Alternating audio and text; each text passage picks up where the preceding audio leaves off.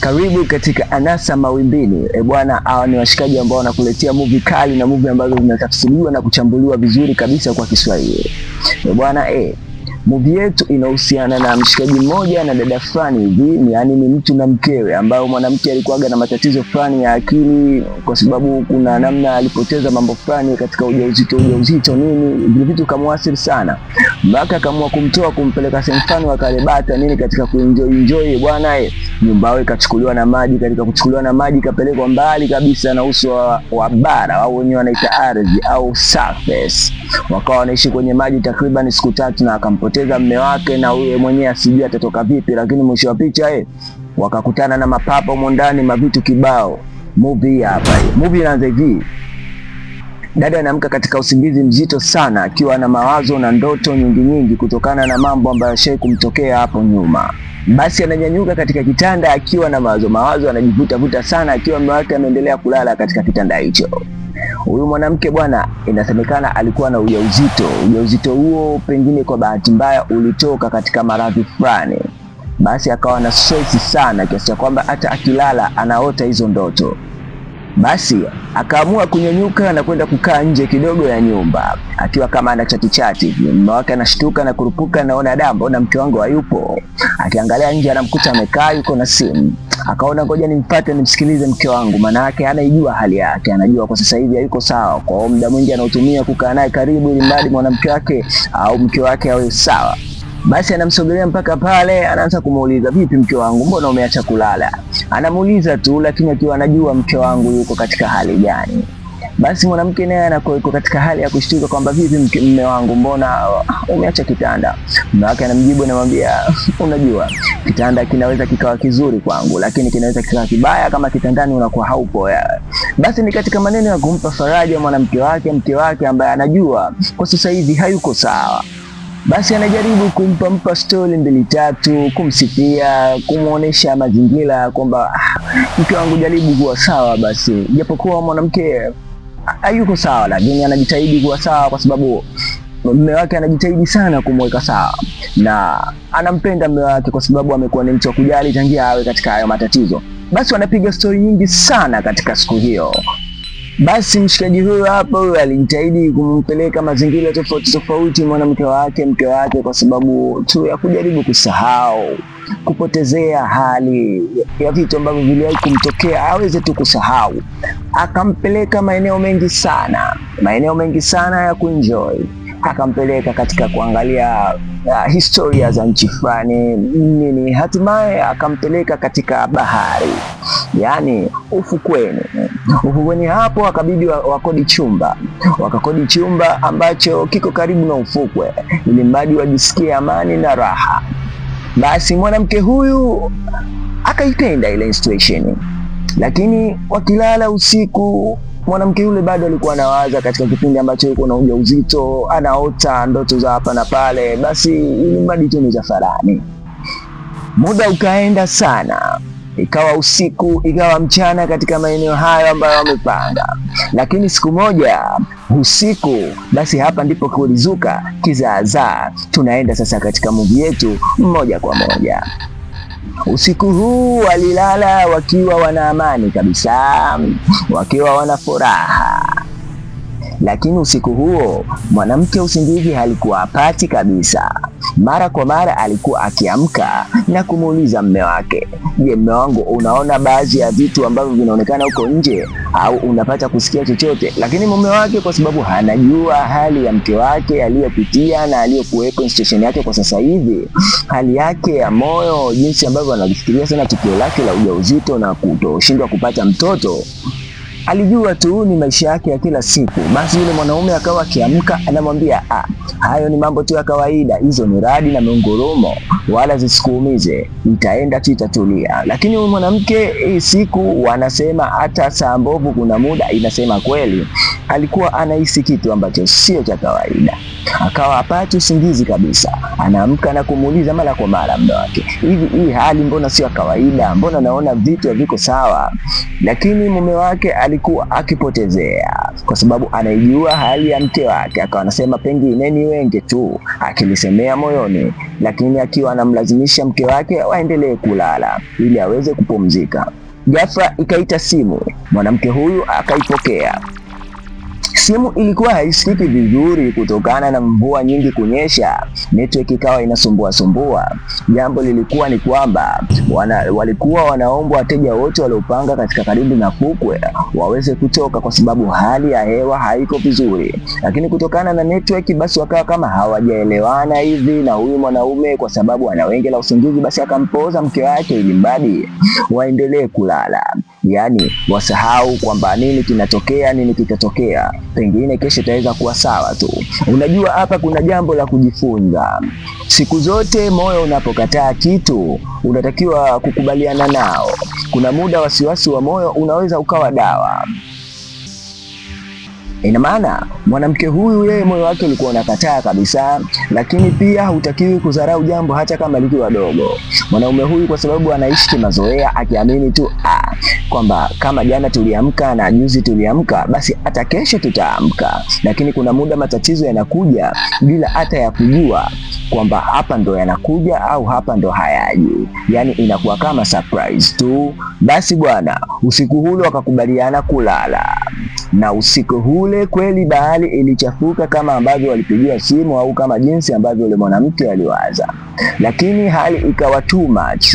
Yule mwanamke ikabidi aamke sasa kabisa, aone kwamba hili sio jambo la kawaida, manake kuna wimbi mmoja lilipiga ambalo ni kubwa sana. Kweli wakashtuka usingizini wote. Sasa wote wakabidi wawe serious kwamba kweli hili jambo sio la kawaida.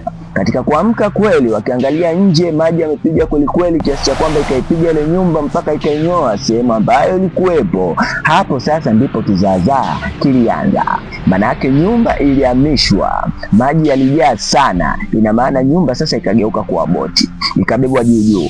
Uzuri wa nyumba hii ilijengwa na mambo yanayohusiana na vitu vya boti, yani mbao nini, kwamba yani inaweza kuelea. Ikatokea hivyo tu katika sintofahamu. Unajua bwana, ya Mungu ni mengi sana. Basi bwana, ikawa ni mpangalanyiko. Mwanamke yule mara akimbilie simu, atamani kuwapigia watu ambao wanaweza wakawasaidia, lakini ikawa inashindikana. Mambo yakawa mpangalanyiko kweli kweli. Usiku huu ulikuwa wa vita. Hakika nyumba ilibebwa juu, ikawa kama boti. Basi walipopata nafasi ya kutuliza kidogo akili, wakaangalia nje, nyumba tayari ikawa inaelea.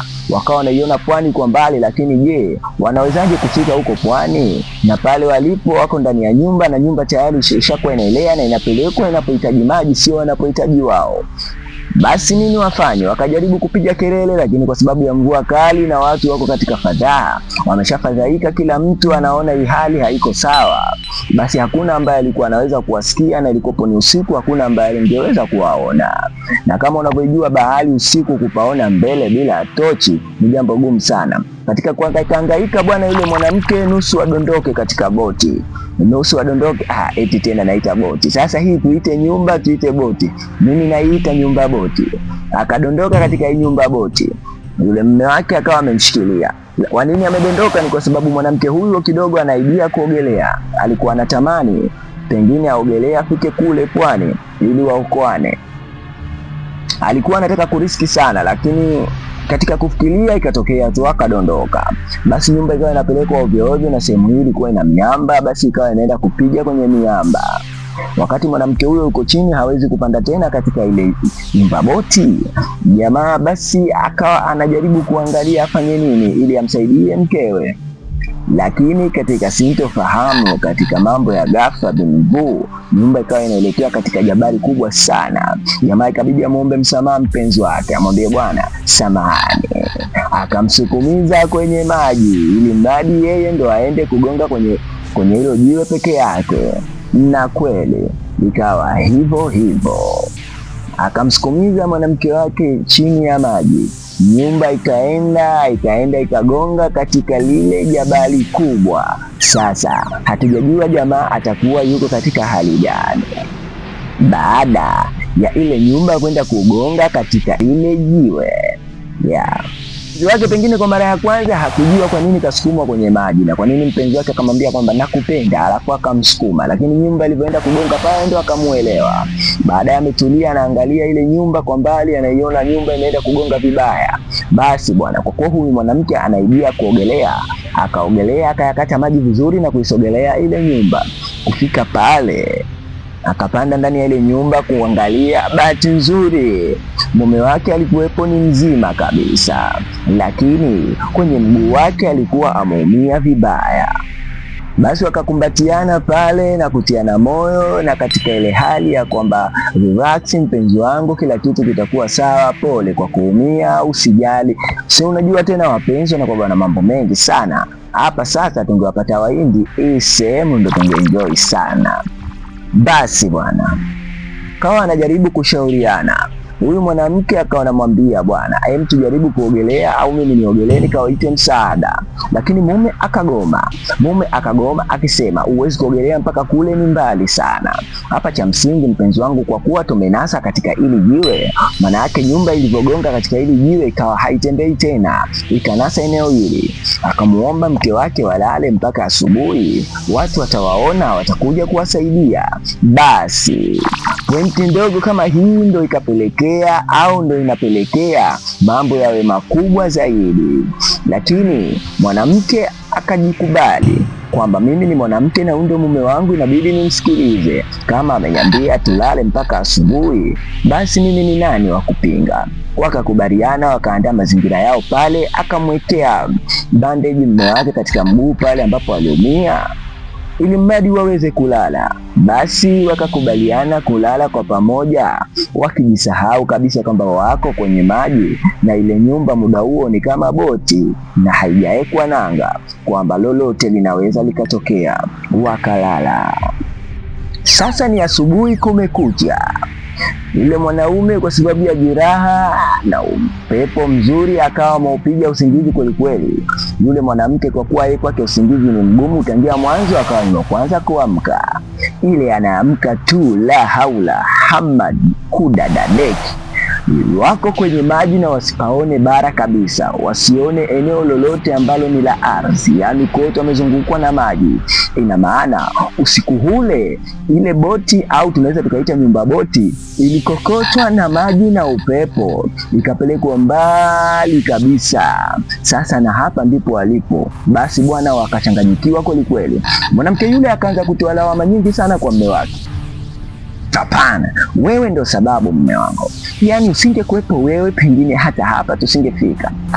Mume wake akajaribu kumwelekeza, mke wangu amenikomba, mke wangu uvumilie bwana, yaani hata mimi sikutarajia ingekuwa hivi, kwa sababu pale tulinasa mke wangu, kwa hiyo univumilie. Unapokasirika mimi pia nitafanya nini? Mwanamke alikuwa hayuko sawa kabisa ukizingatia na hali yake ya akili. Basi akamlaumu sana, na kuna muda akaona kuna sababu ya kumlaumu. Kwanza ukiangalia mume wangu ni mgonjwa. Basi bwana, sasa wanaanza maisha mapya wakiwa wanajipa moyo na matumaini kwamba boti za kutafuta watu waliopotea zinaweza zikapita, au helikopta, na zikawaona na zikawasaidia.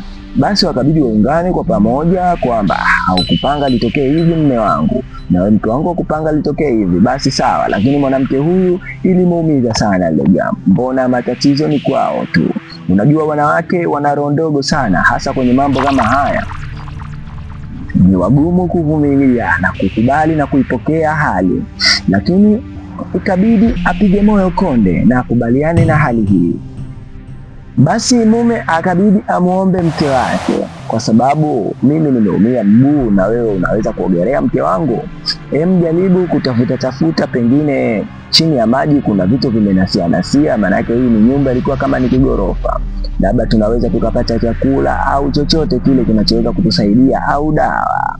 Basi mwanamke huyu wazo hili hakuliona baya, akachukua kioo cha kuogelea na kujitosa kwenye maji. Katika kuhangaika chini ya maji, alifanikiwa kupata chupa 2 za maji. Akapata baadhi ya mabegi ambayo hakujua ndani yake ana nini, akayapandisha katika nyumba boti. Bwana hatari sana. Basi baada ya kuipandisha hapo, washajigundua wana chupa 2 za maji. Huyu mwanamke akatamani tena kutafuta vitu vingine zaidi. Wakati anashuka tena, ndo akagundua wako katika bahari kubwa sana, yaani wako katika kina kirefu sana, ambapo mpaka samaki wa kutisha wanapita eneo hili. Akajitahidi kupambana ili mradi awakwepe samaki hao. Akapambana kweli kweli na akarudi juu ya boti na akagoma tena kwenda chini, kwa sababu kashagundua eneo hili si salama kwenda kuogelea chini. Maisha uwaga yanabadilika kitaratibu, yaani wewe unaona kama imekuja ghafla tu, lakini uwaga ni taratibu. Lakini waliosema kwamba maisha ni mafupi, hasa yakiwa matamu, walikuwa wana maana, lakini yakiwa ni machungu ndo maisha ni mafupi. Sasa sijui utakuwa umenielewa. Iko hivi, wakapata begi, wakajaribu kufungua ndani, angalau wakakuta simu. Ile simu haiwaki, ina maana tayari muda ushaenda. Hawajui ni nani atakuja kuwaokoa na muda umeenda sana. Sasa hapa kuna kiu, kuna njaa. Huyu jamaa damu zinamtoka mguuni, ina maana wanaanza maisha magumu sana. Wako baharini, hawana la kufanya, hakuna cha kuwasaidia chochote kile. Yaani hapa tuseme wanachokitegemea ni hii nyumba boti tu. Ilikuwa ni usiku wa jana tu.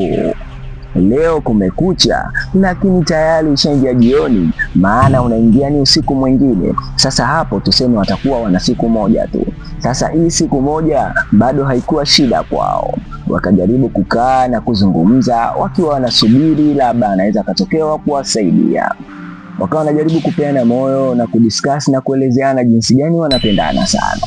Wakati huu bwana, kwenye matatizo mtu wanaongea hisia nzuri sana. Basi wakawa wanaambiana maneno mazuri sana kwamba hakuna mtu anayempenda kama wewe na mimi nakupenda sana.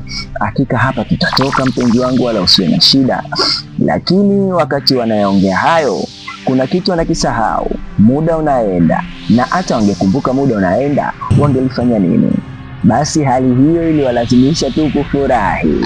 Unajua kuna muda unacheka tu, lakini haina maana ni kweli unacheka. Ndio maana wanasema Waswahili, kicheko cha mdomoni hakimaanishi pia kwenye moyo mtu anacheka. Yaani mtu akikuchekea haina maana ni mzuri kwako. Basi bwana, yule bwana, muda unazidi kwenda, kile kidonda kikawa kinatoa damu. Wakati kinatoa damu, tusisahau wako kwenye bahari kubwa sana. Ina maana wale samaki wakubwa kama shaki au tunaweza tukawaita papa, kwenye bahari ndio maisha yao. Ina maana kilomita mpaka 10 na zaidi wanaweza wakaangalia kwenye maji na wakajua sehemu ile basi kuna chakula. Na hasa kuzungumzia damu. Damu bwana inanuka, damu ya binadamu inanuka. Na samaki huwa anaiona na anainusa kwa haraka sana. Basi na usiku wa kwanza ukapita. Leo wanaamka ni asubuhi nyingine. Bado wana faraja tu, kwa sababu ndo kwanza siku ya pili. Bwana usilolijua bwana, yaani unahisi kama baadaye tu msaada utakuja, lakini ndo muda unazidi kwenda. Basi bwana, jamaa ameamka na nguvu na yale maji waliopata jana, sasa leo ndo aanze kunywa. Basi wakawa wanakunywa yale maji kidogo kidogo, unajua hawajui watatoka saa ngapi. Ikawa jioni tena, na sasa ni usiku tena. Sasa hapo tunazungumzia kama tuna siku 2 hivi. Watu washaanza kuchenje sasa, kwa sababu hawaoni msaada wowote ule. Na yule bwana, kwa sababu mguu wake unamuuma sana, ikatokea hali kwamba anachoka sana, kwa sababu anapoteza damu nyingi sana. Ghafla yule mwanamke akahisi kama kuna ndege inapita. Akaiomba sana ile ndege, akaipigia kelele na asijue kwamba, yani tuseme kama alijisaulisha hivi kwamba ile ndege haiwezi kumsikia. Akapiga kelele kweli kweli, akapambana, akafanya kila anachokijua, lakini ndege isimsikie. Basi huzuni ikaendelea, kwa sababu kila wanachokifanya kinakuwa kigumu na hali inaendelea kuwa mbaya na wanazidi kwenda mbali sana. Huzuni ikawa inazidi, dada akawa anazidi kujisikia vibaya. Maana yake kila muda unavyozidi kwenda na situation na moyo wa binadamu huwa unazidi kubadilika. Sasa wanaanza kuwa serious zaidi kwamba bwana, hili swala ni serious na sisi hapa tuko kwenye maji. Ndugu yangu, situation kama hii usiombe ikutokee. Basi bwana, muda ukawa umeenda sana na hata yale maji waliokuwa nayo yakawa tayari yameshakwisha. Na huyu bwana kwa sababu anaumwa sana akazidi kuzofika, akawa ni mtu tu wa kulala. Mwanamke ndo akawa ni mtu wa kupambana sana. Sasa leo hii anaamka ana kiu kweli kweli, sijui jana mvua ilinyesha au mande, akawa anashika shati anaikamua angalau lipatikane hata tone moja. Hakika mapenzi yapo bwana. Kama yeye akanywa tone moja, akachukua chupa akakamulia na tone lingine, ili mradi ampe mpenzi wake naye anywe. Hakika haya yalikuwa ni mapenzi na msisimko mkubwa wa kimahaba. Safari hii kwa mara nyingine bwana, ikapita ndege tena. Wakasema hii ndege leo hatuiachi. Hii ndege tutafanya kila tunachokijua ili mradi ituokoe. Wakapambana sana lakini isiwasikie. Basi akili yao ikawatuma bwana, hapa cha msingi tuwashe moto. Moto tunaupataje? Huyu bwana kidogo ana akili ya kiscience. Akaichukua chupa ile waliowekea maji walioipata ikiwa ina maji muda ule, wakaiweka maji kidogo, wakaimulika na jua ikawa kama ni kioo hivi. Chini wakaweka karatasi. Wanasayansi hapo watakuwa wananielewa vizuri, yani watu wanaotumiaga lenzi kuwashia moto. Kweli bwana, ngoma ikakubali. Moto ukawaka. Sasa moto ukawaka, moshi ukapatikana. Wakawa wanazidi kupiga kelele lakini bado wasionekane. Lakini wakati moto unawaka wakajisahau kwamba hili ni eneo la wazi, upepo uko mwingi sana, oksijeni ya kutosha. Ina maana moto una uwezo wa kuwaka kwa kiasi kikubwa. Moto bwana ukakubali ukawaka kiasi cha kwamba sasa kuuzima wenyewe ikawa mtihani, japokuwa wako kwenye maji. Wakaona bwana, hapa tusije tukafa bure, cha msingi na sisi wenyewe tujitupe kwenye maji. Bwana asikwambie mtu, maji yanaua lakini moto unauma. Na ndio maana Mungu katika adhabu zote hakusema atawaua, atawaingiza katika maji huko kesho kwa wale wote wanaotenda dhambi. Hapa tumeenda kwenye imani kidogo. Mungu akasema atatuchoma moto. Wakaona bwana, tuwache moto, ni bora tuingie katika maji. Basi wakakaa mbali wakasubiri moto ule uishe. Hatimaye moto uliunguza kibanda chote, lakini kila kinavyoungua na maji nayo yanauzima. Kilichopatikana vikawa vimebaki vipande tu vya mbao, ambavyo vipande hivyo sasa ndio vikawa vinawastiri katika muda huu. Wakawa wameegemea kipande kimoja hivi, lakini kwa sasa yani nasemaje, kwa sasa mwili uko ndani ya maji, kiwiliwili ndio kiko ndani ya mbao. Yani hawajarelaksi kama mwanzo, wameegemea tu kibao, na kibao hichi miguu ikiwa iko chini. Na usisahau huyu jamaa katika mguu wake ana kidonda, na kidonda hicho kinavuja damu, na damu hiyo inayovuja inawaita wanyama hao ambao katika bahari hii yao ndo wao ndo kwao. Sasa ikawa ni hatari zaidi. Wakati wamekaa hapa, mwanamke huyu akawa hana amani. Anamwambia mume wake, mbona nahisi kama kuna samaki? Tena samaki hawa inawezekana wakawa ni papa, na wewe mguu wako unavuja damu. Mume asiamini, akazama ili maji ajiangalie ni kweli anavuja damu. Yaani hili lilikuwa ni jambo la kushangaza sana. Mtu unavuja damu afu haujui kama unavuja damu. Unajua kuna matatizo yakikukuta unasahau matatizo mengine ambayo unayo. Yaani jamaa akasahau eti kwamba mguu wake unavuja damu.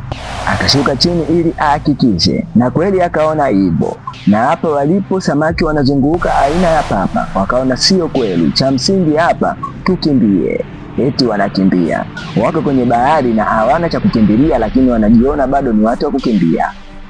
Hakika binadamu hashindi na kitu bwana. Kweli wakakimbia.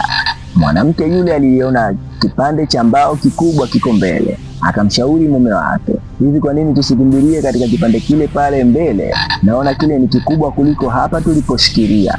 Basi bwana, wakaanza safari ya kukifata hicho kipande kingine cha mbao ambacho ni kikubwa kidogo. Wakapiga maji kweli kweli. Ndugu yangu, siombe hii hali ikukute. Kweli wakakisogelea kile kipande cha mbao, kukisogelea mpaka pale, na papa nao bado wakawa wanaendelea kuwafata. Basi wakajitahidi kupanda pale. Yule mwanaume alichokifanya kwanza, akauning'iniza mguu wake ambao umekatika ule, ili samaki wasione juu. Wakafanikiwa kupanda katika kile kimbao kingine. Wanamaliza tu kupanda ni vitu vya kuchekesha sana. Kumbe hakuwa papa bwana, kumbe ile alikuwa ni dolphin, kwamba kiasi cha kwamba dolphin wenyewe wanaweza hata wakamsaidia mtu, na ni samaki wa michezo, hawana madhara kabisa kwa binadamu. Basi kwao ilikuwa ni faraja sana, lakini kwamba wakajikuta wanajisahau kama wako kwenye maji. Yani kwamba ukikutana na tatizo kubwa zaidi, tatizo lilokuwa nalo unalisahau, muda ukaenda tena. Na hapa sasa wakapata wakati mwingine wakiwa katika hichi kibao kikubwa kidogo wamekilalia, wakapata muda mwingine tena wa kuzungumza maneno mazuri zaidi katika kupeana moyo. Unajua, katika hali kama hii hakuna kitu kikubwa kama kupeana moyo. Wawili ni wawili tu ndugu yangu. Eneo kama hili ukikaa peke yako ndo utajua ujui, yaani utajua kama hakuna unachokijua. Jamaa anaemea juu, mwanamke yuko hoi taabani, wanalazimika kulala tu eneo hili. Maana kulala kwenyewe pia ulale tu katika hali ya sintofahamu. Maana ukitaka kujifanya unalala vizuri, unaweza ukashangaa umebiduka umeingia tena kwenye maji. Bwana, walikuwa wako katika wakati mgumu kweli kweli. Wakati huu naomba nisichangamke tena, kwa sababu wananitia huzuni sana. Basi bwana, mwanamke ambaye alikuwa na hasira mno, yeye ndo akawa kipaumbele sasa hivi katika kumbembeleza mume wake, kwa sababu mume wake ndio katika shida.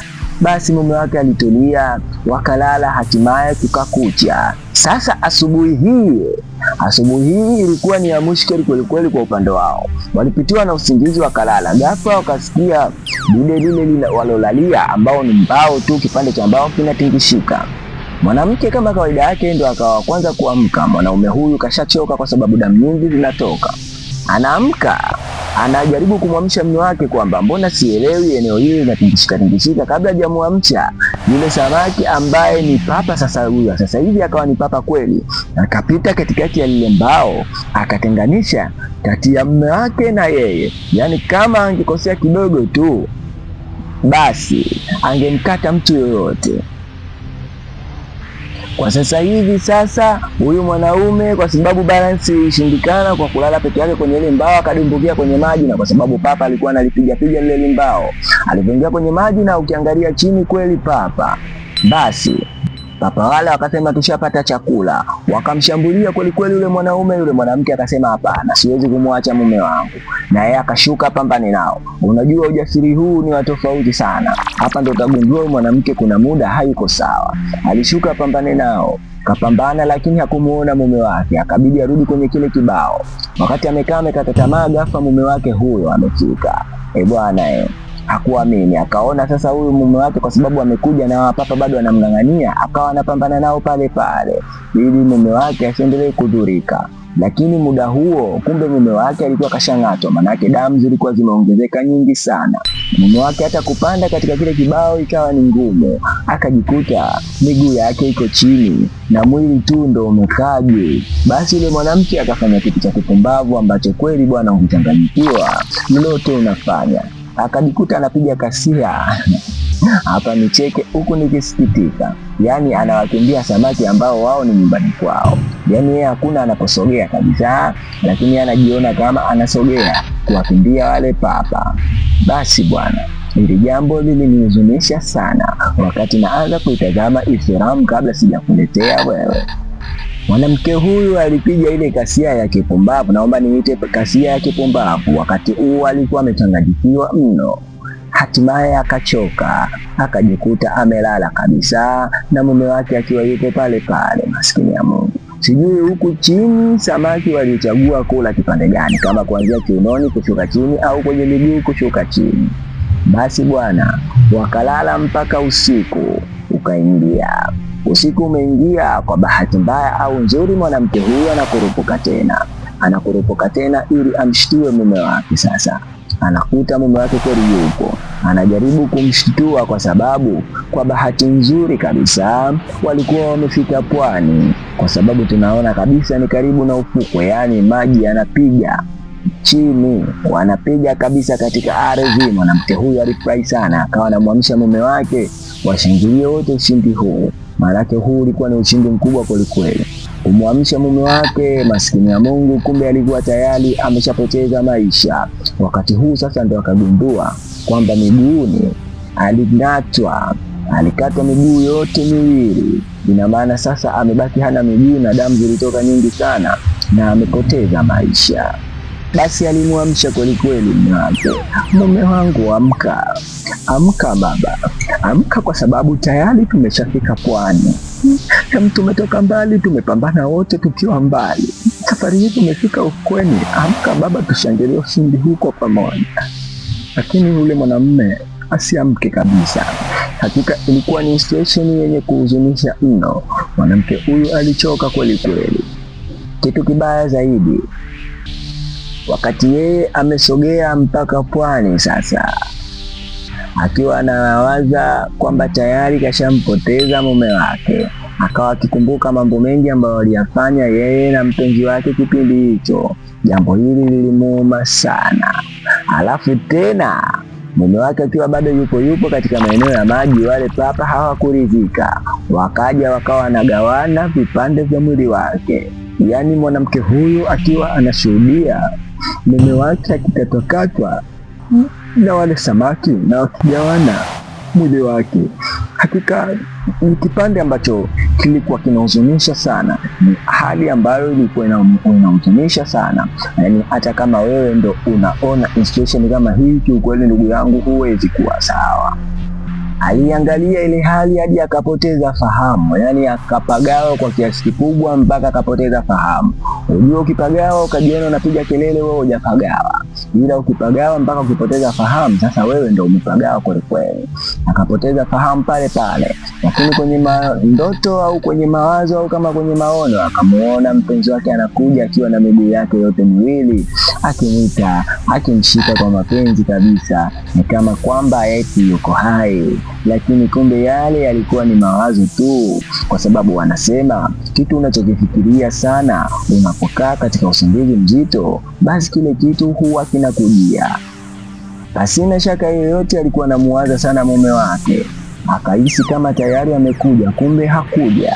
Muda huo sasa akawa anashtuka kutoka katika usingizi mzito, tena kwenye baridi kali na maji akiwa anampigapiga.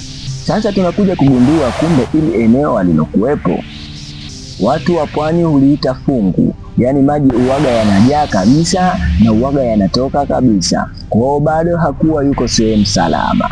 Basi akawa anapambana kutafuta sehemu gani salama. Katika kupambana huku na huku ili aone sehemu gani salama, kote kulikuwa kumezungukwa na maji. Lakini kwa bahati nzuri aliweza kuliona eneo lingine la pwani, yaani pale alipopaona sasa pengine ndo kulikuwa ni sehemu sahihi. Yaani aliona sehemu kama kuna mapango hivi, akaona haya mapango ndio ya kuyafuata. Wakati huo huo wale papa bado walikuwa wanamtamani, wakampata kwelikweli, wakamchuna, wakajaribu kumla hata mguu, wakamchuna kwenye eneo la paja kwa ukatili mkubwa. Yule mwanamke akafanikiwa kukimbia na kupanda katika yale majabali. Kapanda kwenye yale majabali ili atokee upande wa pili, maana unakimbia tu ukiwa hujui unachokimbia kwamba kuna usalama, au unapotoka ndo kuna usalama. Kwa bahati nzuri akaiona boti ya mvuvi. Hapa kwa ukweli alipata moyo kweli kweli. Basi boti hii ya mvuvi ilimfariji, ikabidi aipate kudadadeki. Akajitupa kwenye maji akaogelea, maana anamuita mvuvi huyu asikie. Unajua wavuvi waga wanafanya hizi shughuli kwa muda mrefu sana, yaani anatega eneo, anaweka mitego yake, anakaa anasubiri samaki wanase. Kwa hiyo waga wanachoka mno. Huyu mwanadada aliita anavyojua yeye, lakini wapi yule mvuvi asimsikie. Basi bwana, na wavuvi wengine bwana, mara nyingine unakuta wanatumia mambo kibao. Mwingine unaweza ukakuta anatumia mihadarati, mwingine anatumia hiki, mwingine hichi, lakini mwingine unaweza kukuta anatumia pombe. Inawezekana ukiupiga usingizi wako akikuita mtu yoyote yule usisikie. Basi yule mwanamke aliogelea mpaka pale, akapambana ili mradi apande juu ya ile boti. Kweli bwana, alifanikiwa, akaingia kwenye ile boti. Alipoingia kwenye ile boti hakutaka kwanza hata kumwamsha huyu aliyemkuta. Cha kwanza kabisa akavamia chupa akiwa anahisi ni maji, lakini kwenye kunywa kama yale niliyoyasema bwana, sijui kulikuwepo na gongo humu. Kunywa kuipapania rafiki yangu, wacha haiteme bwana. Kumbe ilikuwepo ni pombe. Njaa mbaya hizi. Hapa bwana, tunakumbusha kitu kimoja. Unapovuta kitu cha mtu usidakie tu na kukida. Pengine mtu anaweza kaeka kemiko ikakuwa kabisa.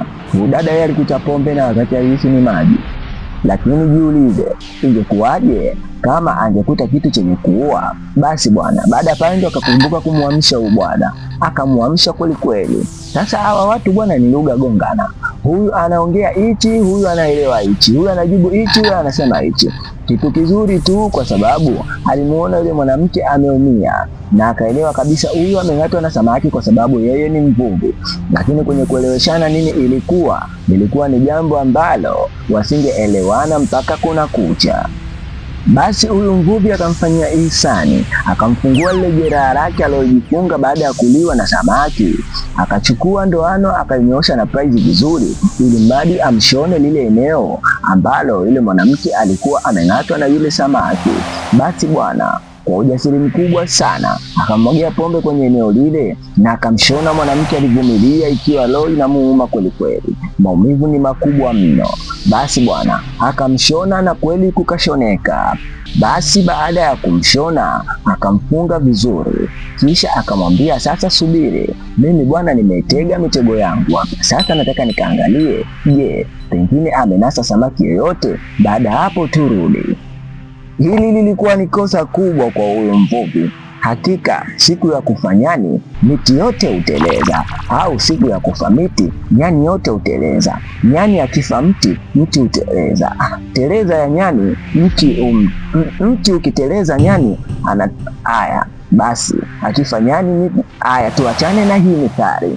Basi huyu bwana baada ya kwenda kushuka chini kuangalia mitego yake, kwa bahati mbaya au nzuri, kumbe wale papa walikuwa shafika hadi eneo hili, wakampitia kwa juu kidogo.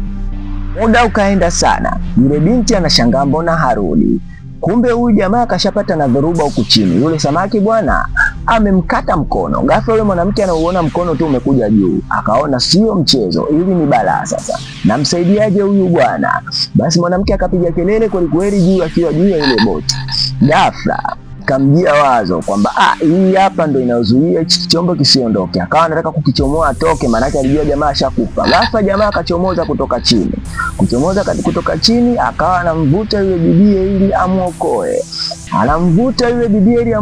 Lakini mvuvi huyu bwana alikuwa na kilo fulani, kilo mbaya bwana, sijui ndo pombe. Yeye anavutwa asaidiwe, na yeye anamvuta yule mwanamke ili amshushe chini akiwa na mkono mmoja. Sijui angekuwa na mikono miwili ingekuwaje.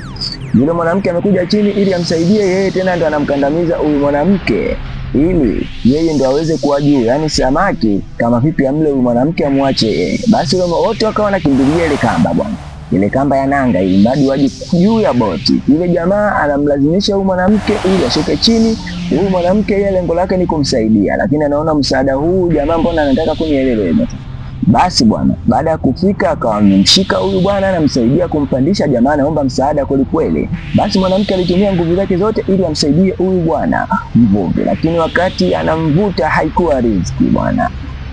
Yule samaki akamlukia pale pale juu. Yule mwanamke akafanya anachotaka kufanya, lakini wapi, yule samaki bwana alikuwa na nguvu mno. Akamchukua yule mvuvi na akamla mazima. Bwana mwanamke huyu pengine ana mikosi kweli kweli, au tuseme mwenye mikosi ni mvuvi.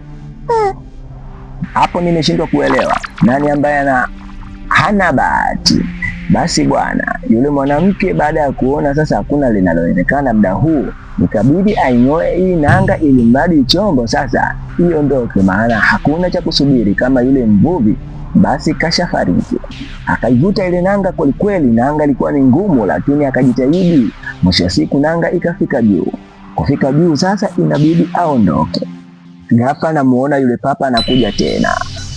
Yule papa kwa sababu anataka kuja tena akaangalia afanye nini.